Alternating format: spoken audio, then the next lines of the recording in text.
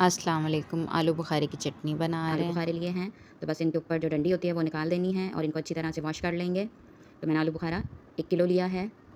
अब हम इसको पैन में शामिल कर लेंगे। तो अब इसके अंदर आलू बुखारे सारे शामिल कर लेंगे और इसके अंदर 1 गिलास पानी डाल देंगे। तो 1 गिलास से ज़्यादा नहीं डालना है क्योंकि ये भी इसके अंदर भी पानी शामिल होता है। तो 1 गिलास इसके अंदर पानी शामिल करके इसको पकने के लिए छोड़ देंगे, या 1 से डेढ़ गिलास आप कर सकते हैं, इससे ज़्यादा नहीं।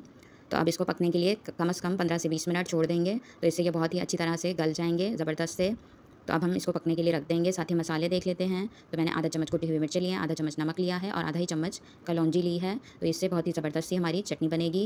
तो मसाले बहुत सिंपल जाएँगे, बहुत ज़्यादा मसाले भी नहीं शामिल कर रहे हैं। तो इधर मैंने गुड़ लिया है, तो ये ओरिजिनल गुड़ है, इस वजह से थोड़ा-सा ब्लैक होता है। सोडे वाला आपको यूज़ करना है तो वो व्हाइट वाला होता है, तो आप वो भी यूज़ कर सकते हैं।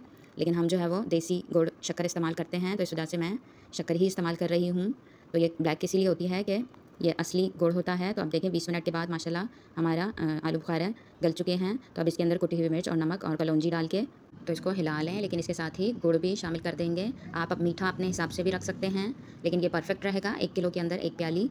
तो ये शामिल करेंगे। आप चीनी भी इस्तेमाल कर सकते हैं इसकी जगह, लेकिन हेल्दी होता है गुड़, तो इस वजह से मैं गुड़ इस्तेमाल कर रही हूँ। तो आप चाहें तो चीनी भी इसकी जगह इस्तेमाल कर सकते हैं और इसको साथ ही मिक्स करते रहेंगे।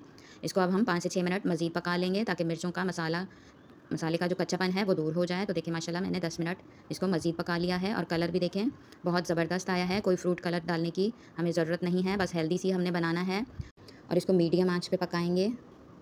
तो इसको हर खाने के साथ आपने 1 से 2 चम्मच इस्तेमाल करना है।